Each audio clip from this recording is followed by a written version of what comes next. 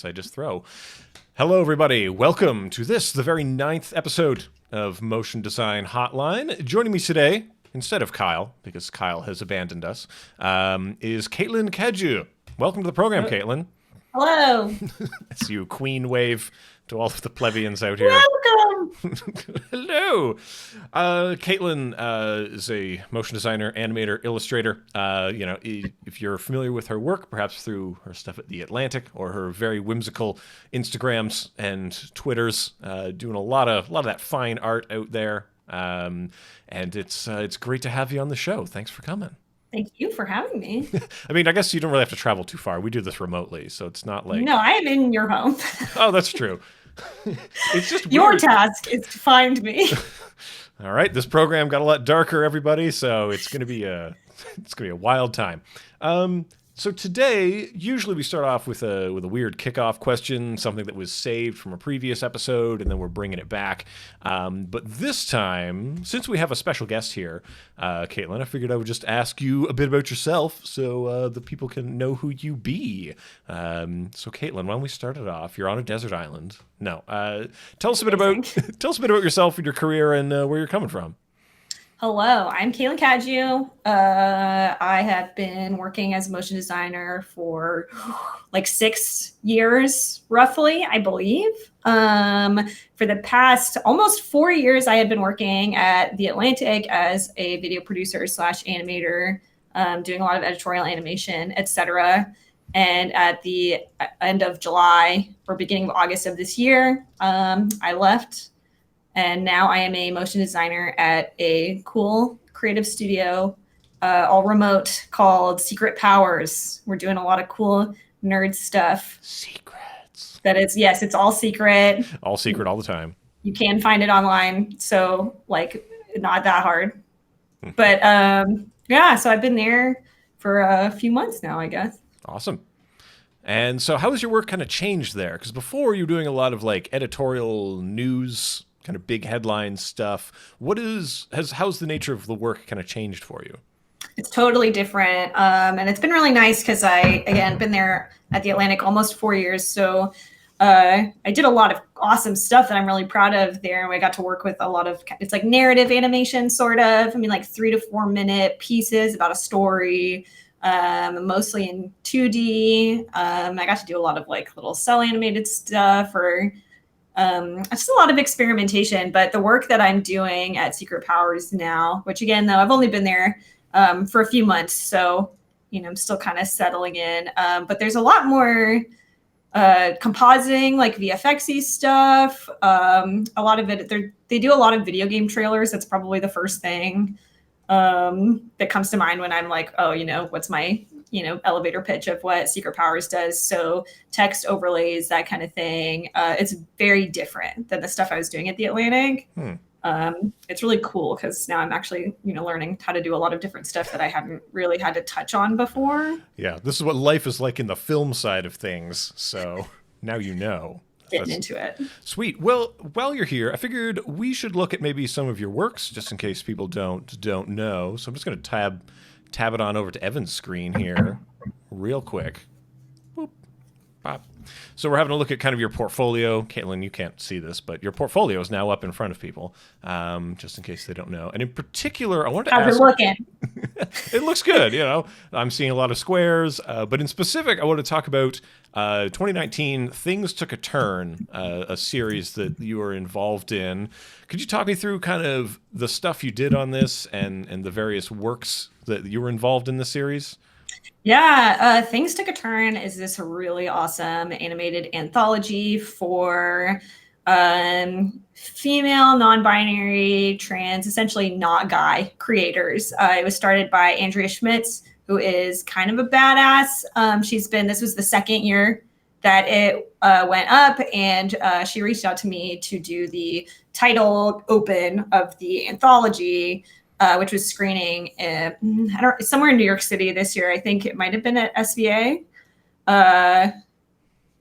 But I also did a bunch of bumper animations too. So the theme of this year's anthology, so people are submitting animated shorts. They could be 5 seconds. They can be like 2 minutes, however long, but all kind of revolving around this theme. And this year it was mythology. So I went hog wild on making some of my favorite magic animals and whatnot. Because we got a unicorn here, which is great because that's a horse. Very passionate. We got some squids. We got oh boy, let's see if I can name all these things. Something that appears to be a rooster with a lizard tail. I believe we call that a cockatrice. That has a lizard tail? Oh wow. Yes. Yeah. What kind of dungeon master am I? A rat king. Loving that. Mm-hmm. That's had to sneak that in there. And then we've got a minotaur, however you like it. I love these characters though. How are you choosing like what on them is going to move, right? Because they're not like fully articulated things, but how are you choosing, what of them is going to move? What's going to be alive about them? Ooh, this is a good question. Some of it I feel like is just down to time constraints. So I guess like I have to be selective because I didn't have, I spent a lot of time on the title sequence. And then I was looking at this. I was like, wow, I have a few days to get all these bumpers out. So let's do this. So some of it for the Rat King, I guess, for example, I was just like, I want to have a lot of movement throughout. I want, to keep it interesting. These are going to be on screen for, I think it was like 5 seconds each. Some of them went a little longer. Mm-hmm. So I was basically like, what can I move in a repetitive way, like fast? And so that's, moving the head around and the like kind of a twitchy, creepy rat way. And then that's the same rat layer, just kind of duplicated and rotated around and offset in time. So there's stuff happening, but it's essentially the same movement on a loop. And some I spent more time than others on. And I guess it was kind of, really, it was just like, which ones are my faves that I want to like really make shine. So the unicorn, I think, is probably my number one favorite one. And that one was, I was just like, what's pretty? A unicorn like rearing up and, doing its thing. And the whippy tail would be like really cool to animate. So some of it was just, what do I think would be fun and look good? And because it is a blending of kind of keyframed things and some that looks very traditional, kind of like frame by frame put together. Yeah, like the whippy tail. I think pretty much everything in here was shape layers, but some of it I did. Like the tail of the unicorn, I definitely, it's a just a path, but I like step keyframed it. So just like every 2 keyframes, like on another hold keyframe, and did it in kind of a traditional style. Okay. Wonderful. So let's see what else we got in here. You were designing these as well. You're the illustrator and animator of these? Question mark? Yeah. This is what happens when you have full control over stuff, folks. Oh, it was delightful. I do like the cool shorts on the, and I guess the werewolf character. I felt good about him. You'll note that he only has one arm, which I will say was due to time constraints and was not a artistic decision. But honestly, I think it kind of works. So I don't know. Well, the other arm would be distracting, like it's just right behind him. Yeah. And then, I love the snake down at the bottom. I think the snake at the bottom is kind of my favorite. Just the way the whole thing kind of oscillates and jumbles around. Yeah, I had a lot of fun with that one because it was he's basically just made out of a bunch of different paths that I used the points to nulls and then put wiggles on all the nulls. Like, I actually wish I'd had more time to spend on that because I think you could get even crazier with it and do a lot of cool stuff and add a lot more detail. But I was really pleasantly surprised with how much you could do just using that to make a kind of a buck wild Hydra here.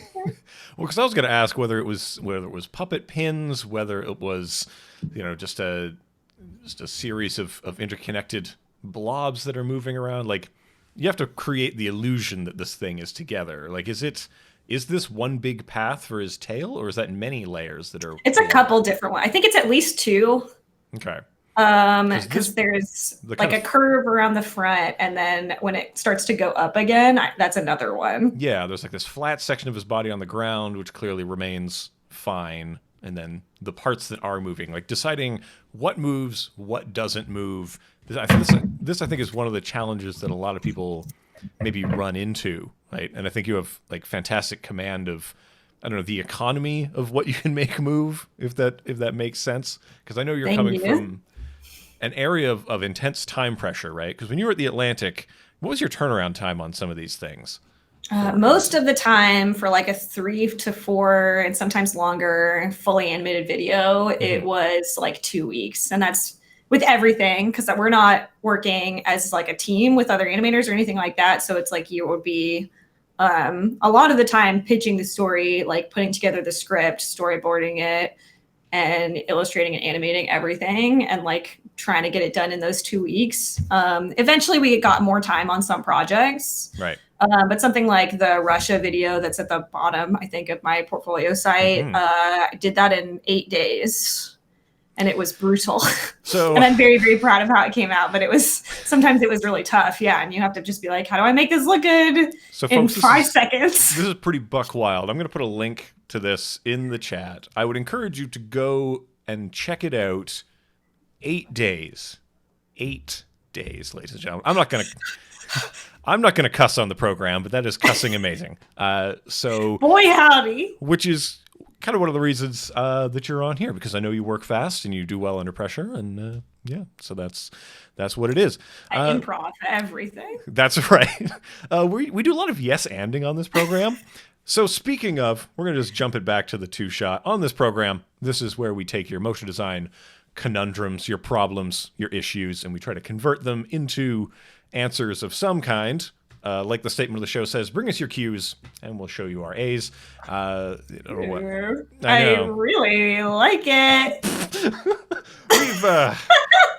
Kyle and I have been thinking about retooling that title because both of us are very shame-filled people. But on the flip side, though, all of you in the chat, let us know any questions you have for Caitlin, for myself, for the universe in general. Bring us your trubs, and we will attempt to solve them. Before we get into it, Caitlin, though, is there anything you'd like to plug before we kind of get underway? What's new? What's exciting? I know you've been starting up some initiatives out and about. So what should people know about? Ooh, the main one, and I really don't know. So first of all, I live in Troy, New York, which is in upstate New York. So I'm about 2.5 hours north of the city. And as you might believe, there are very, very few motion graphics people kind of up in the entire upstate part of New York.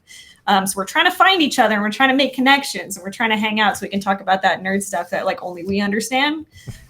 So we are starting, my compatriot Nicholas Donlin and I are starting a MoGraph Mondays Upstate New York chapter, which I guess I can show our completely blank Instagram page if you want. Yeah, let me get your screen up there, and then we can people can enjoy that. It at least has the details of our first event. So if any of you out there are somewhere in the Northeast upstate New York area, our first meetup is going to be December 2nd in Saratoga Springs at a little bar called Pint Size, which I have not visited yet, but sounds and looks really awesome. So Northeastern folks, if you're willing to make the drive, if you happen to secretly live in Saratoga, please reach out. We're super pumped about this. Julie Kraft, who you will find in the chat. She was hanging out here today. You will find in the chat. Kind of forged these in Detroit, and they're super cool. I've been admiring them from afar for a long time. They've spread out to a bunch of different cities. And we're trying to bring it home to roost. So yeah. And I also just want to give a quick shout out, I guess, to MoGraph, because I know they announced the dates for next year. It's October 8th through the 11th. Because you were a counselor at that, right? You were. I was an instructor. Okay. I did design principles at the last one, which was in Vermont, and it was amazing. I was totally blown away. It was such a great vibe. It was a really fun time. And the next one is in Portland, Oregon, and I think it's going to be even more radical. So definitely looking forward to that. Yeah, it's one of those things, and both of these initiatives are ways for you to connect with real humans in real space. We have a MoGraph Mondays in Ottawa. If there are any Ottawa-uns hanging out in this thing, probably not. But if you're in the greater Ottawa area, come out to that. But just in general, I really encourage people to look for the local events near you, or if there aren't any, start one. You know, if you're in a major metropolitan area and there isn't a thing that you can go to interface with people who do what you do, make it happen, even if it's just 4 people hanging out at a coffee shop, talking trash, then that's totally fine. It's so worthwhile to do those things. And speaking of, now I've got a thing I'd like to plug.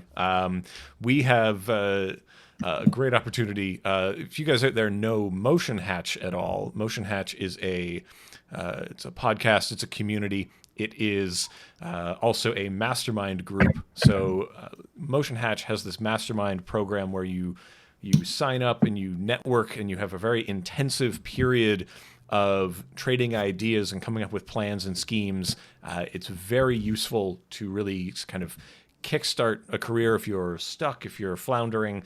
Definitely check it out. Sign up for the latest round of that is going to be closing tonight. So if you're thinking about it, get on it. I think there's still some spaces open, I've been told. So get in there at the finish line if you want to sort of have that intensive experience. A lot of people have done it, and it's very worthwhile. The creator, Haley, is fantastic, and I really encourage you to check that out. So, so ends the plugging portion of the show, Caitlin. We did it. We've gotten through our various hurdles. It has been plugged. We did it. We've plugged up the canoe, and we are ready to start jumping into some questiones. I'd like to start with one though. We got Ryan Summers in the mix here. Hello, Ryan. What's up, Ryan? Thanks for coming out. And he's asking, this is specifically for you, Caitlin. So, how are you digging working remotely? Do you have any tips on staying sane, productive, and stoked? Do I? So do you? I have a lot of thoughts about this. So I started working from home remotely, I guess in 2017. So I've been doing it for a couple years now. So I started out in New York City at the Atlantic, and then after a year, I was able to move upstate to be with my fiance, and which is much more ideal. That's a better lifestyle, yeah. So it was kind of an adjustment, but in some ways, the New York City office was already really small, so it wasn't this huge transition. I didn't kind of go from like working with this big team in person to working by myself. But I will say, for right off the bat, that I'm very aware that there are personality things that kind of make it better or worse for you. And so, me personally, I think I really enjoy working remotely. I do have my own like room, which is my own office, which I think is very helpful. But I kind of like being able to just like headphones on, no one can bother me. Like, there's not the noise happening or whatever. Like, it helps me to focus. I know other people can find it very distracting. There's something about it that really works for me. I will say though, like you do get a little stir crazy, and you can become extremely online as a way to like kind of compensate for not having that. Right. Secret Powers, the company I work for now, is a remote company. So they're all really good at kind of remaining plugged in with each other. So one thing I also like about that is that we do a lot of Slack calls. And sometimes if we're all just kind of like plugging away at something, people will just hang out on a call.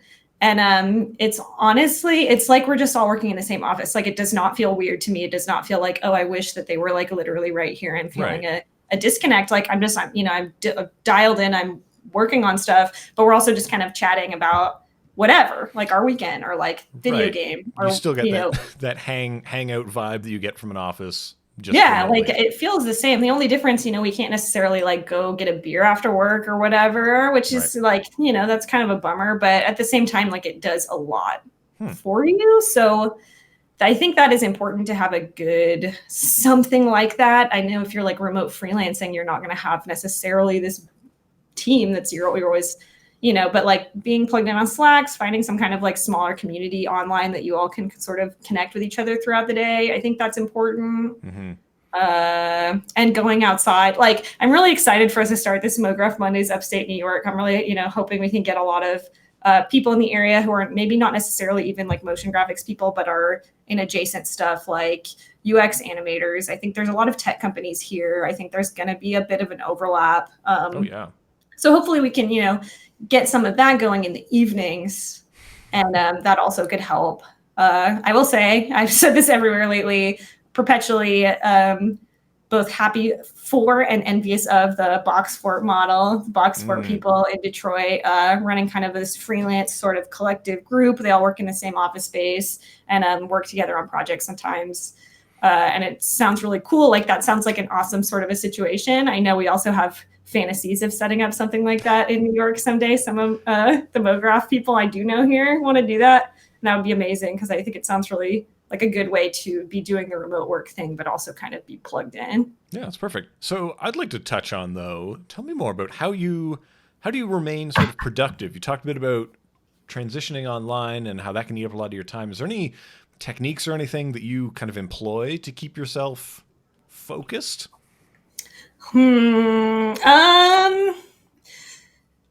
Maybe. I mean, I do stick to a schedule. Yeah. So I think it makes a huge difference that I have my own office space, so I can shut the door and just like, this is my work room generally.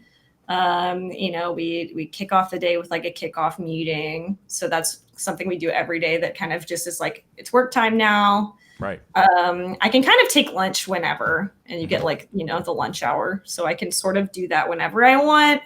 But it usually ends up falling around the same time. And then I just kind of stick to the same working hours. And I think between that and just being able to like have my separated workspace, that sort of is enough to keep me on track. I know people struggle with it. I also have timing software that tells me to take 5-minute breaks like every hour so that I can actually get up and like walk around and not continually ruin my body with repetitive stress. Yeah, well, I was going to say, so I do the same thing here where we've got, segregated office and using what we call the Pomodoro technique, which is interesting, where you're going to set a timer. It's going to go off every 25 minutes or whatever your interval is. It's basically interval training, but for work, where you're going to have periods of sprinting for concentrated activity and then periods of resting, as in no activity, as in stop doing that activity and do something else.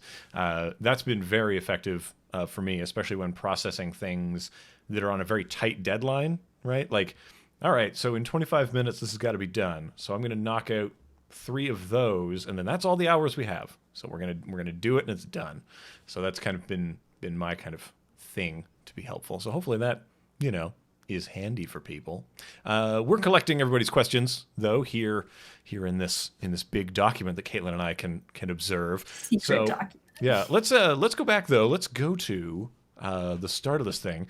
But I just want to let people know that let us know in the chat. We can handle some technical questions. We can do some softball questions, whatever. We're game to go with anything. Give me those easy questions. Yeah, give us those easy questions. No, we're gonna go for a hard one, Caitlin. Now, this is similar to that Desert Island Discs question, but what is the difference? So Clark Kent asks, big fan of the show, Clark Kent. Thanks for coming and hanging out.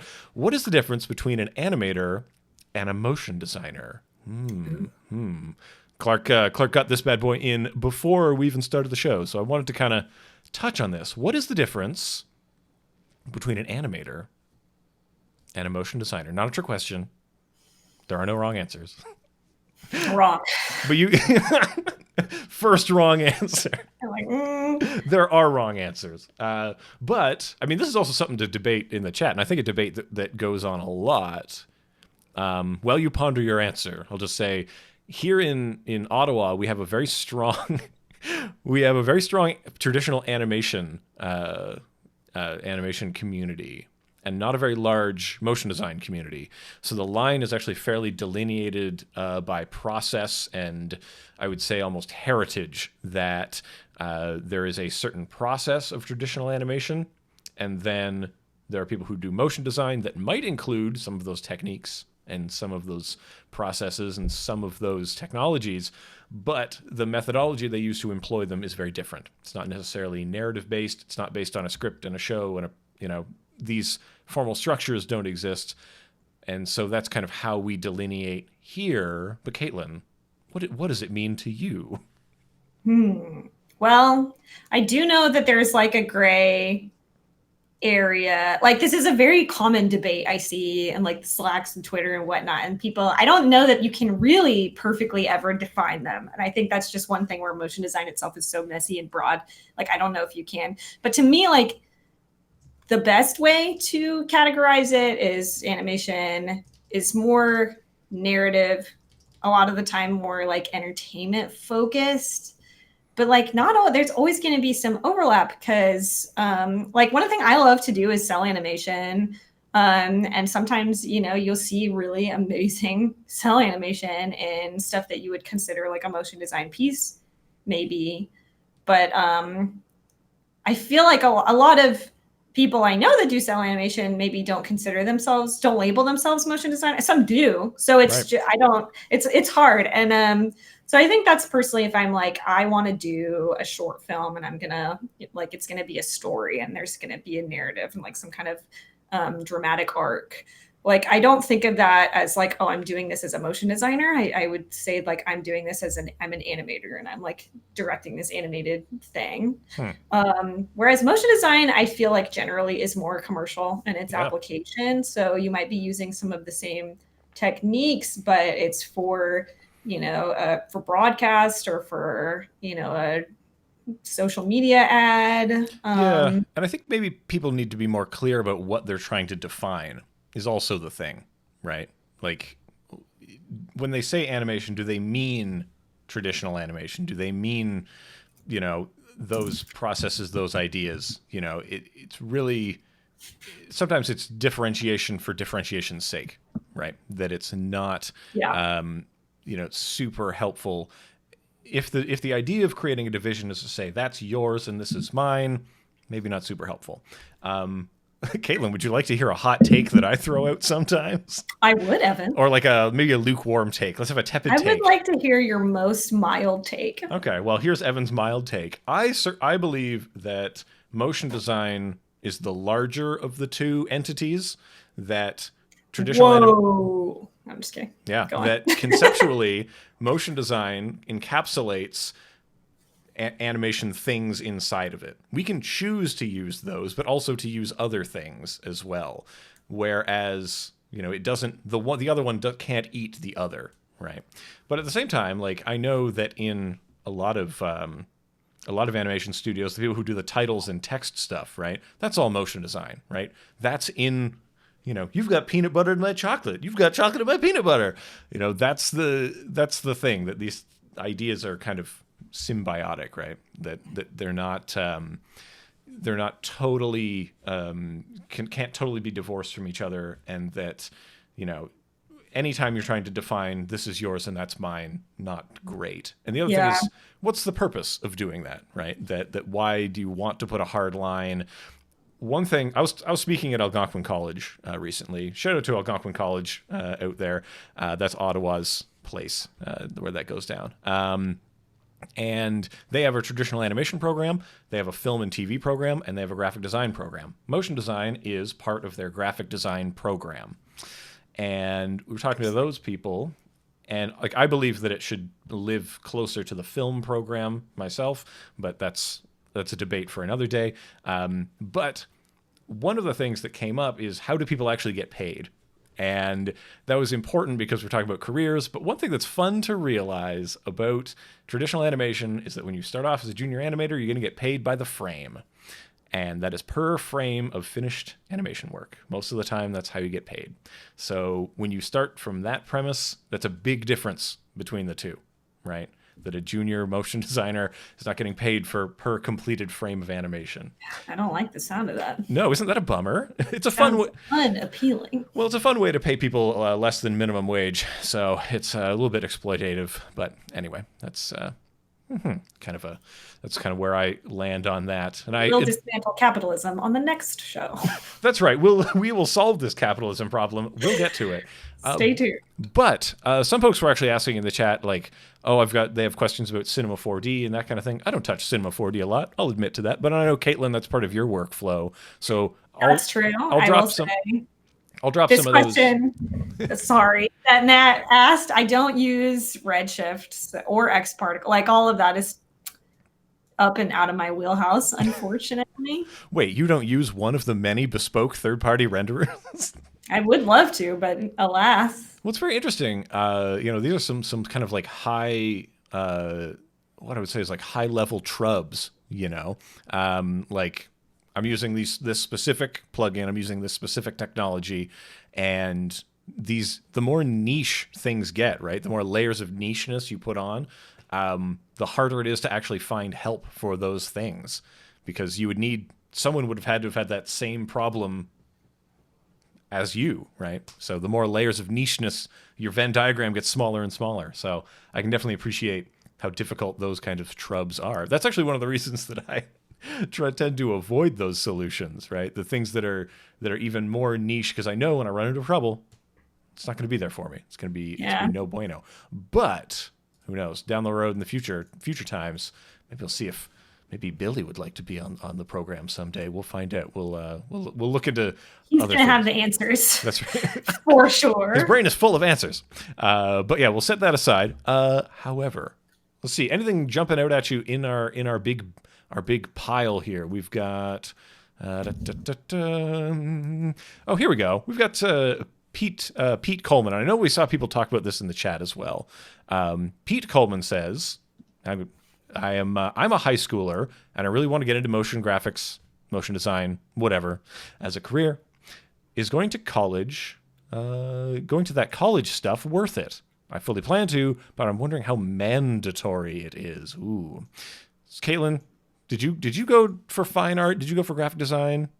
Thoughts about this? Yes. So I saw a lot of discussion about it in the chat, and I think it's worth getting thoughts of our guest on this one. I will say, as someone who did go to college, that it's totally not mandatory. And so I went to the University of Oklahoma for graphic design because I wanted to go to SCAD to be a 3D character animator, and SCAD costs a lot of money that I didn't have. Which kind of drugs were you going to have to sell in order to go to SCAD? Yeah, you need scads of dollars to go to SCAD, and I was fresh out, so I made the executive decision to not do it, and I went to. Where the name of it comes from?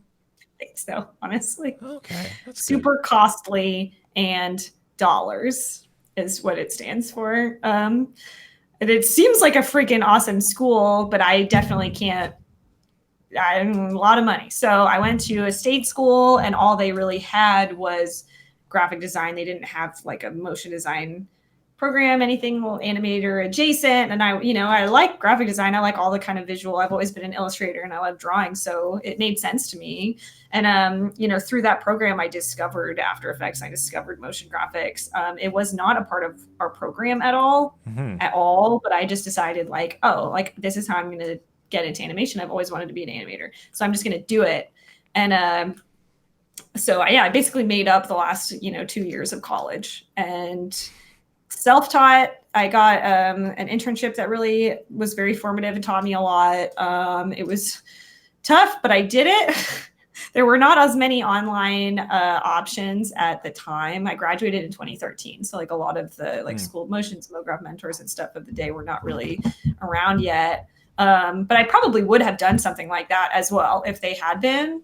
And I just think there are so many avenues to be able to learn this. I feel the benefit I really got out of college was having 4 years to spend time on what I wanted to spend time on. I don't really feel like, anything about it in particular made a huge difference for me.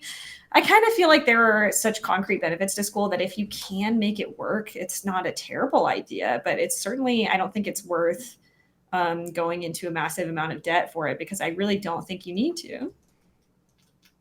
Yeah, I do like, though, so one thing that's interesting about college, like you said, is you got into a place and then you discovered something, right? That going to the place often helps people get exposed to things they wouldn't have been exposed to before.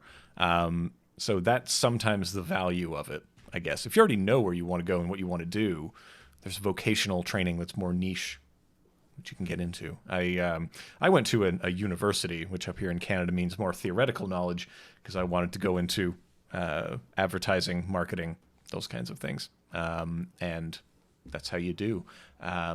But through that, again, the same thing happened to me, that I was exposed to a lot more of the technical, creative, the doing aspects of things, and fell for that. And then same thing, went for internships, went for co-op programs that were similar to that, and that's how the rest of it kind of went. If a college has a co-op program, that's probably the best thing. That's one of the few things that I think is missing from any of these online schools, right? Is placement, a thing that puts you in the place to do the thing. I don't know if that's something that can be figured out or can be done, but I think that would be amazing if you could say, oh yeah, we'll take some School of Motion alumni in an intern capacity, right? Yeah. Or at a junior pool that you can grab from. I think that a lot of studios would probably enjoy those kinds of ideas. But yeah, hopefully that helps. The big thing is it's subjective, right? Like you and I both went to a post-secondary education. I don't know. Do you regret any of it? No. Well, sorry. I'm sure everyone has a lot of regrets about what they did in college, but no, I was 100% made all the right decisions. Yeah. Just super good overall. 20-year-old me was a genius and Pretty smart. Didn't do anything. I don't regret it. I want to be super clear. My parents paid for my college also. Ooh. So I graduated with $0 of debt. And like it makes a giant difference. It makes a massive difference. So like Caitlin, check your privilege on this show. Come on. I would want to be super open about it because I mean I made the choice based on like SCAD costs this amount of money. It was an obscene amount of money. My parents are willing to spend like this much money up to a point, state school and state tuition, I did these calculations. I will never be like more grateful for their help. And I think, if you have those opportunities, if you have like a family that's willing to do that, it can be really great and, consider your options. And I don't regret it. I am like overwhelmingly grateful that I was in that situation. I owe my parents so much for everything that they've done for me. So it's that kind of I think it was good, but it was kind of an option that was afforded to me, not necessarily something that I was like, yeah, like I went, it was great. So I totally recommend everybody go. Like, yeah. I don't think we could ever recommend anyone do everyone do anything, Agreed. That's, I don't think except for to like and subscribe. Thanks for the setup. Oh, Caitlin, you killed me. Thank you. Congratulations. But yeah, like everything's subjective. Everybody's path is different. However, we're going to try to guide you as best we can on this program. So we're about the halfway mark. Just a reminder, we're here with Caitlin Cadieux on the show. So if there are any quandaries you have for us, hit us up. We can do some technical things. We went through the bother of sharing our screens with the program, so we can get into that if you have those kinds of specific things. On the last show, someone sent us a link and was like, how did they do this? ... And then Kyle and I kind of hacked one of those apart. If you have questions about those things, let us know. But we do have one in here. Clark Kent, again. Clark asks the good questions, always. And he asks, what is the best way to approach a studio to ask to work for them? How do you do it when it's remote? And because you kind of had that experience, right? Like, how did things go trying to pitch yourself to places? How did those relationships even start? Oh, well, I will say it's tough. It is tough. I'm not going to lie. Well, I've always been a big advocate of cold calling, as long as you can do it in kind of a respectful way that takes into account that you're asking for something from somebody. Right. And as long as you don't have powerful, crippling anxiety. And you know what? I mean, I guess I always have powerful crippling anxiety, but people are always surprised when I say that because I don't project it. And I think it's just because I've gotten very good at just feeling it and ignoring it. And I think that's key in a lot of these situations. It's never going to go away. Caitlin Cadieux, you are like a swan, graceful on the surface, but flailing underneath. Yes, violently and wildly. I think we're all kind of like that. I will say it's like just knowing that the answer is probably no, and just like always taking every kind of shot. And if there's a place that you want to work for, I mean, I guess the best thing you can really do is just, find the appropriate person to contact and send them like a short, sweet email and be straightforward and honest about it. And like there's a lot of freelance stuff that never panned out for me because I was remote. And it is really hard still to find remote jobs. One of the many things I'm very pumped about Secret Powers is that they are remote already. 4 people live in Texas, 2 in Austin and 2 in Fort Worth. So there is some amount of locality a little bit, people in driving distance, people living in the same cities. But the rest of us are kind of sprinkled around the Midwest and like the East Coast. So they just kind of knew how that works. So they were, that was the whole, from the get-go, they're hiring for remote people. They're set up to do that. So also some of it is maybe keeping your ear to the ground for people who are amenable to it. Some of it too is just, I had to move to New York City when I got the Atlantic job because it just wasn't, I told them, I was like, I don't really want to move from Albany, where I was living with my partner at the time. And, they were not into it. Yeah. And eventually they came around. Come to the Windy Apple and live that New York lifestyle, Loved it. We require that all of our employees live in a tiny cubicle apartment. It's important. It's awesome. Well, it's very interesting. So from a studio perspective, I've talked to a lot of people here in town who even say, yeah, we don't need people hanging around the office. We don't need to install another desk. We don't want to have our space crammed with humans who aren't necessarily always doing something that requires interaction, right? That it's more productive even to have people who are away from this scrum of nonsense going on. It's real problems of real estate, power consumption, and just human bodies in a space taking up all the space in the fridge. It's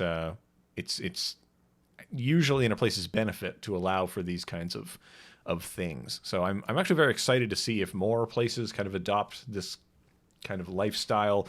Especially, I certainly hope that they do. And I know there are things like the projects that Secret Powers work on that have security considerations, and they don't want to make sure that things don't leak in advance of like a game coming out or that kind of a thing. And they still managed to do it, being a distributed team.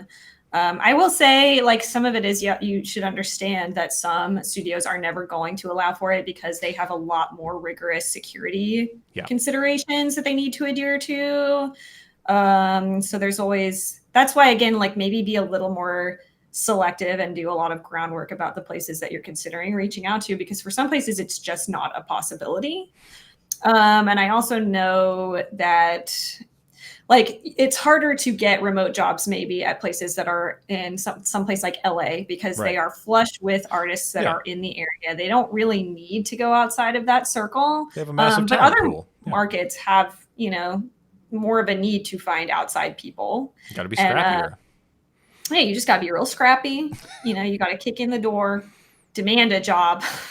No, don't do that. Well, that's part of it, right? Like, be known to people. Like, just to go back to the original question of how do you approach people? Like, well, finding out what they need, and if that's you, right? Mm-hmm. That, positioning things in terms of what are your challenges? Oh, I fix those. I talked with a lot of people who have been kind of transitioning from traditional graphic design or from print and are trying to get into motion, and say, like, well, that's great because you already know a heap of people who have the same problem, that all of your previous contacts who make only static images need to make content that is relevant and consumable. So they have a problem, and if you have motion design skills, you also have the solution for it. So what does motion design solve? And that kind of gets you in the door of places a lot easier because they don't have one before. Yeah. They didn't know that was like having a niche skill set that is in demand. Like, then you need to just find the people who are needing what you do. Mm-hmm. But yeah, speaking of things, we need more questions on here. We are depleting our question bank. So, get at us with our things. Matthew Ashby has a good follow-up about would you advocate remote work to potential employers with an argument of sustainability, which I think is absolutely. Yeah, it's really interesting that as we're thinking, if you're thinking about climate change and those kinds of bits and bobs, if you have existential dread about your climate, it's definitely a big thing. So around here in the city I live, in Ottawa, Ontario, we recently put in a new LRT rail system that was supposed to fix all the problems. Everyone from the suburbs would get downtown so good. It did not. It effed up real bad. And because they also removed buses from the road, now driving downtown is nonsense. It's total bunk. And to do that, though, employers are finding that they're actually losing hours because people have to do that. Commuting anywhere is bad. I'm going to just That's my thought. If you don't like my hot There's take on literally no upside. if you don't like my hot takes on commuting, you can get out of here right now. But You can commute out of this stream. yeah, just commute on out. But the idea that you would need to be in a place at a time, that's a fact for a lot of jobs, right? If you have to go to the coal mine, you have to be in the coal mine with your shift in order to do that. For most knowledge labor, you don't really need that. We have technology to get around it, and that was kind of the promise of these technologies that didn't really pay off in a super big way. But hopefully it will, as gas prices continue to be crap, as our infrastructure continues to congest. I think we'll probably see more of that happening. If you'd like me in the office on the right time all the time, just put me on a TV screen. You can get me in the meeting room all the time. I mean, it's just wild to me. I'm very aware of like how much time you spend. You're like, oh, like 8-hour workday, except for, if you're commuting an hour into the city, That's and pretty wild. then an hour back at the end of every day, that's 2 more hours that you're not getting paid for, that you're actually paying for. Yeah. Time and money As to it- do. As It's it just, claws hours from your few minutes on this earth. I will say, like, I've never felt more powerful as when I, at like 2:30 p.m., I go out and I empty my dishwasher.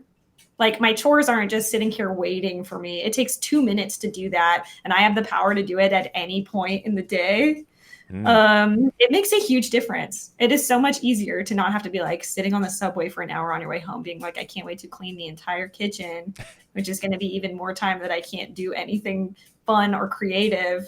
Like, remote work for life. Maybe. I don't know. We'll Maybe. see. You will see. Probably, though. Caitlin, our question bin is filling up. We're filling up with questions.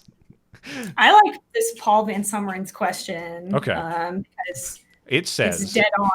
if Caitlin and Evan had to fight to the death, no. I would win, guys. No, Yeah. actually, no, I don't think so. Well, I don't know. You took Krav Maga for a lot longer. Yeah. If we Forgotten a lot of it. Sorry, if it was Taekwondo, I would beat your ass up and down. But Yeah. Yes. okay. So Paul is asking, they have the feeling that Evan's more of a technical guy and Caitlin's more artistic. True. How do you find the balance in those two, and where do you find value? Hired for style or for skill? Swing, swing. Choose your fighter. That's right.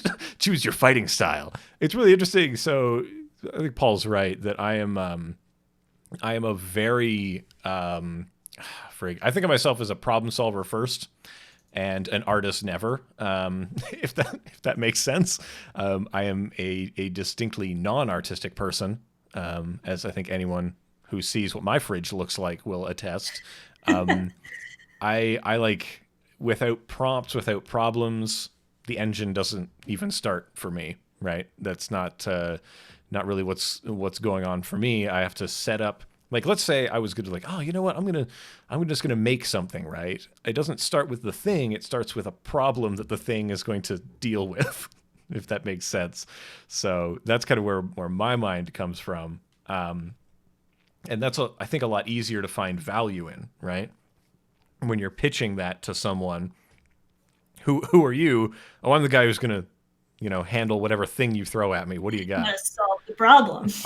I'm here to solve your problems. I just kicked down the door. What's up? And it's like, oh, that style, I can probably do that. Sure. And don't worry, give me a couple hours. I'll figure it out. That's, a way to approach things. Right. And I think Brian is right that it's not really a dichotomy, right? That it's not one or nothing in life is one thing or another thing. There are two, Caitlin, there's two types of people in this world. Technical and artistic. No, Caitlin, it's people who believe in binaries and people who don't. But yeah, what do you think? Like, if let's pretend we put a spectrum up, where do you fall on the technician to artist?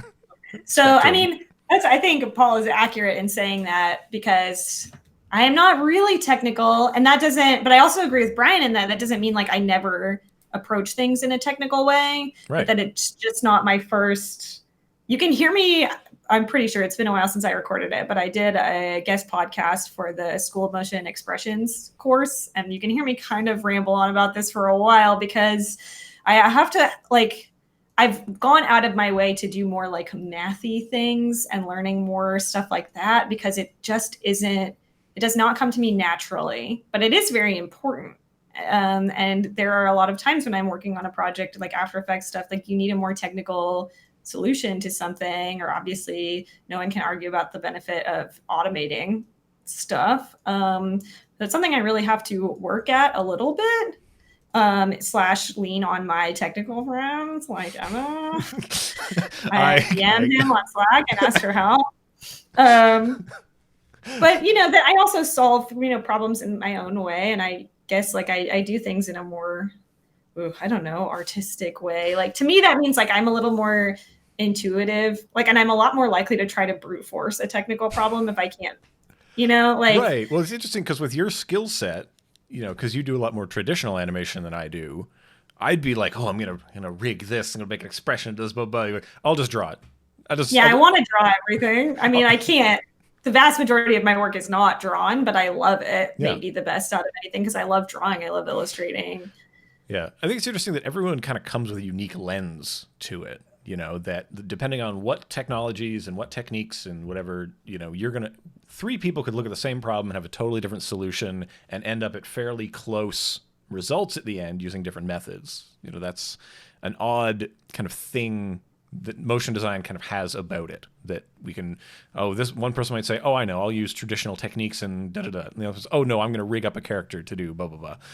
I mean, there are so many different spectrums that people might fall on in this kind of professional context as well, that when, let's say you're approached from a client, someone might come at it from a narrative perspective. Someone might come at it from an abstract or a literal perspective, that all these different ways of, we're going to put some images on a screen and that's going to mean something to somebody, right?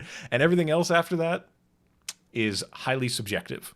And the idea of, but I just love that his question comes back to how do you communicate the value of an approach, And I think knowing your approach, knowing where you fall on these things, knowing who you are and how you work, that's a value, that's a process that you can sell to people, especially if you're a freelancer, to say, I work these ways.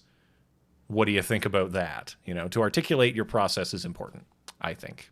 And it depends on what you're going out for too, really. Yeah. Like what kind of job. I mean, there are some wildly technical motion graphics jobs that like would not even be on my radar because of just like the nature of the.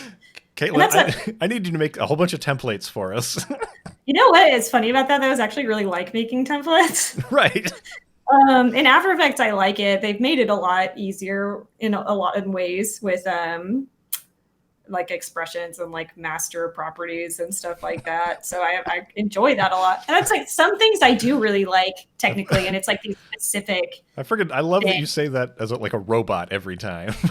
Master property. Master property. I couldn't remember the name of the thing, and I wanted to be like master comps. I'm like, it's almost. You know what? I'm thinking of master property. Well, yes, you must obey. That's right. Okay. Yeah, I don't know. Any other quandaries, any other notes on that before we jump on another one?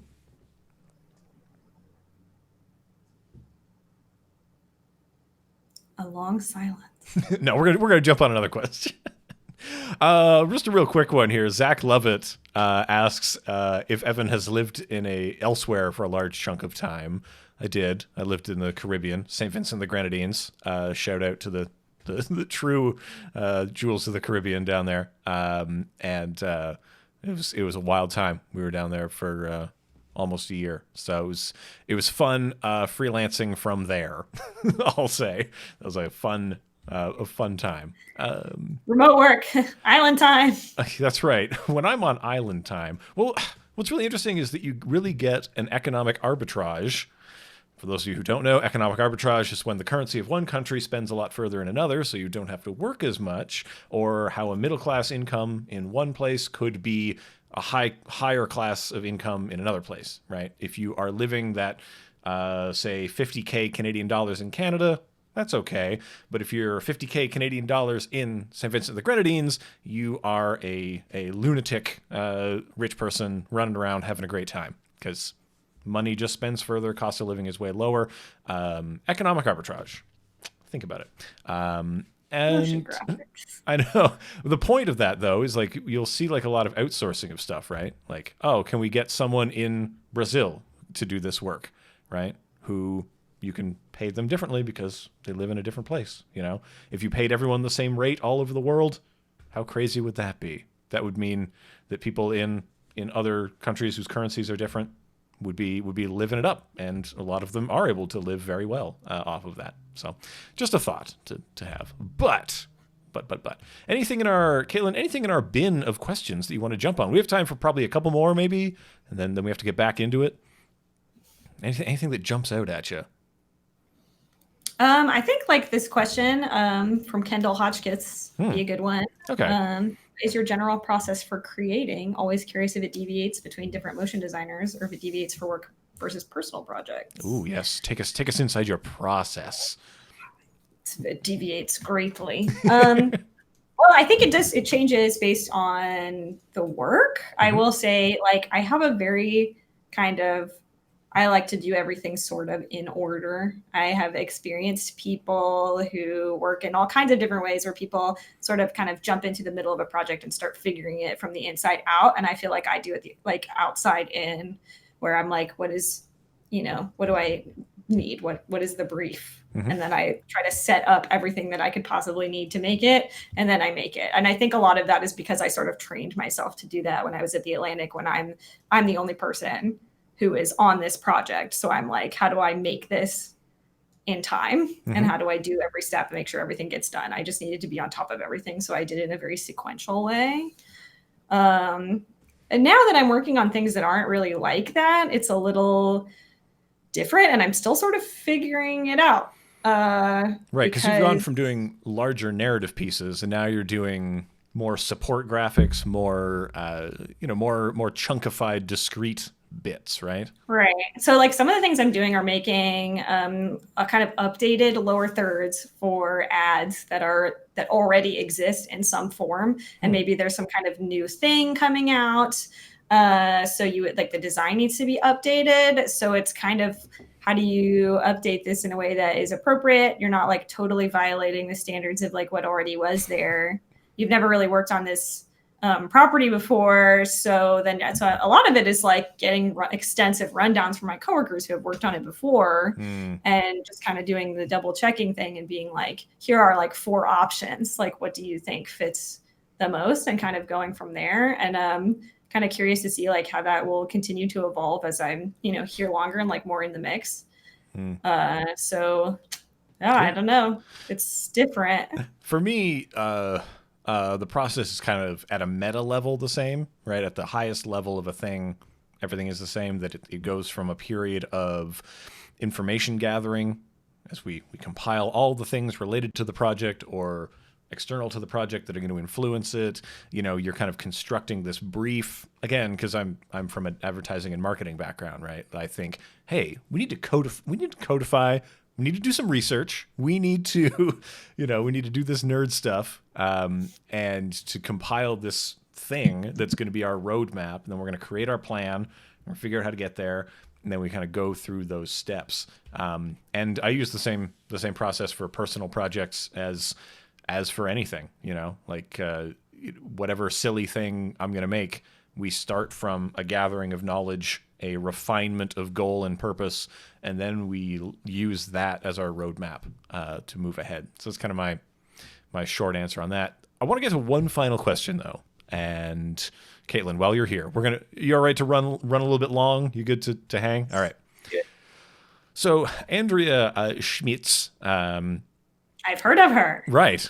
Who you may know, is asking, where can companies, festivals, and aspiring motion designers find more women in the industry to follow, hire, and promote? I saw recently on Twitter, I forget who it was that was saying this. They just asked point blank, if you're a mid to high level woman or non-binary in the space.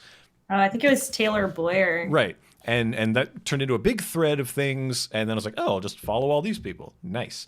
But those kind of ad hoc things are great. They're great. But, systemically, personally, I know that Punimation, they changed their name to Panimation, right? That's a wonderful directory of folks to go out and find. But what do you think, Caitlin? Talk us through. You stole my main answer, which I know Andrea is familiar with. But Panimation is great resource. I mean, it's a pretty big group. They have a strong Facebook presence.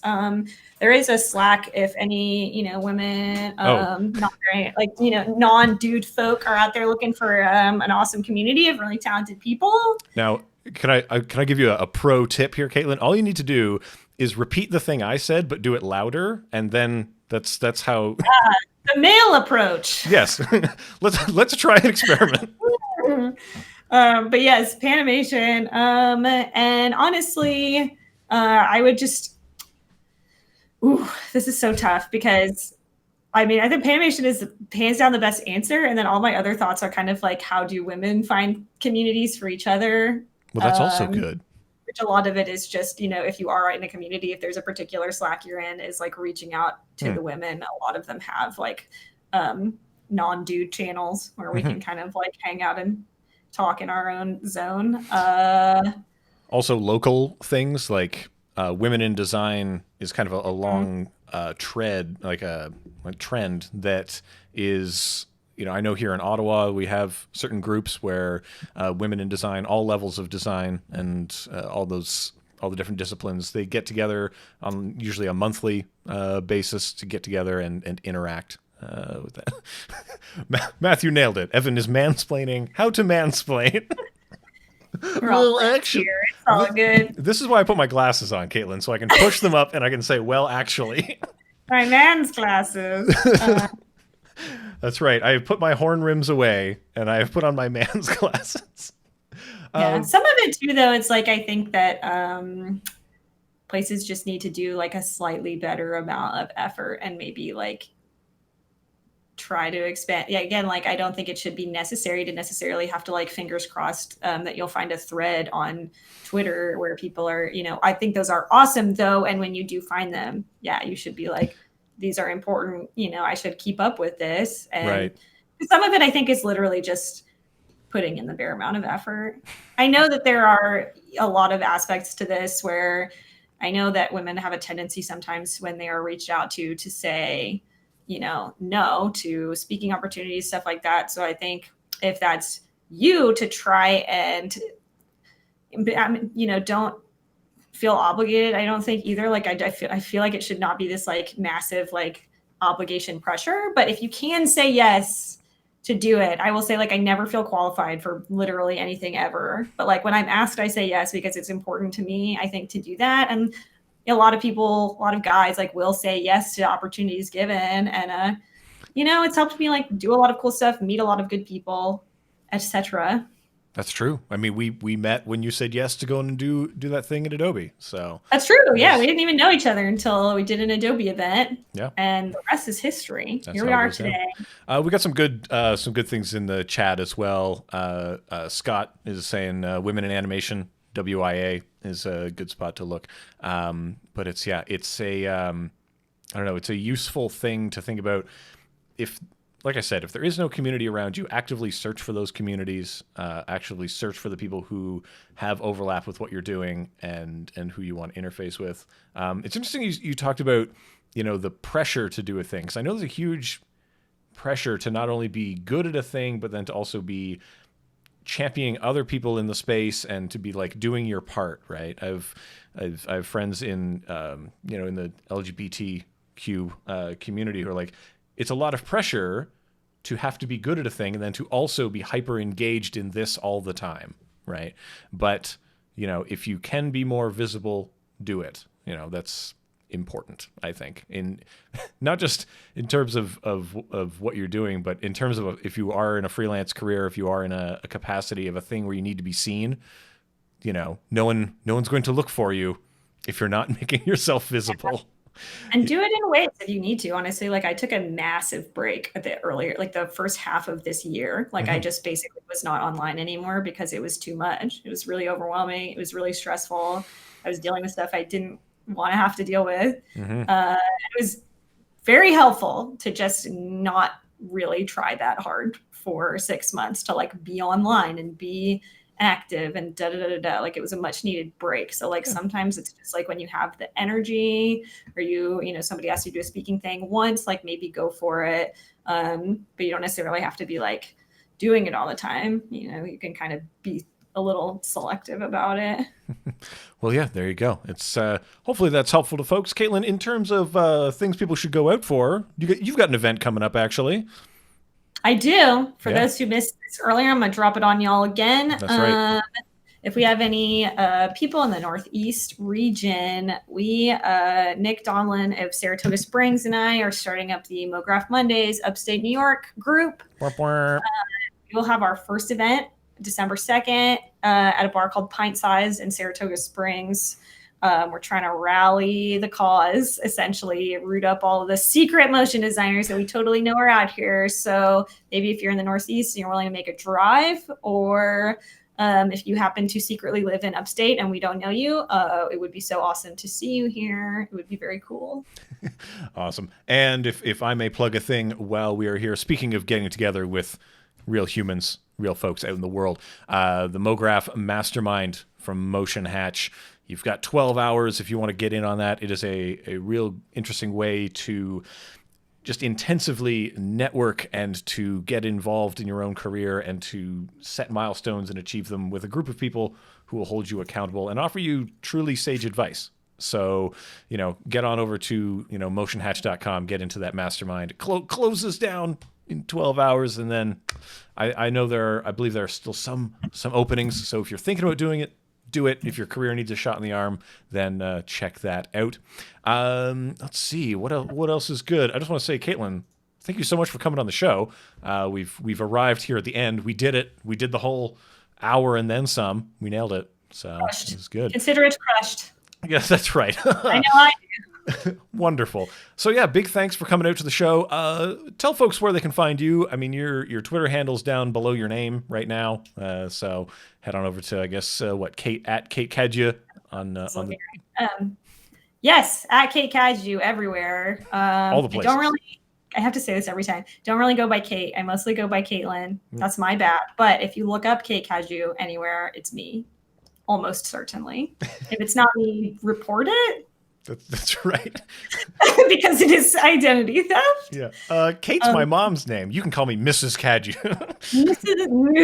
No, that's my mother Beverly's name. Okay.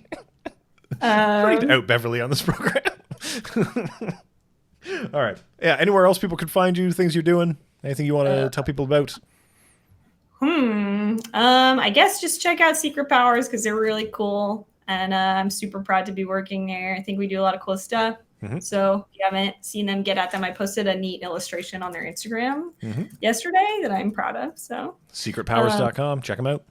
Powers.com. And then just, kcadieux.com, whatever. Kcadieux on any Slacks. Feel free to, DM me or whatever. Talk about stuff.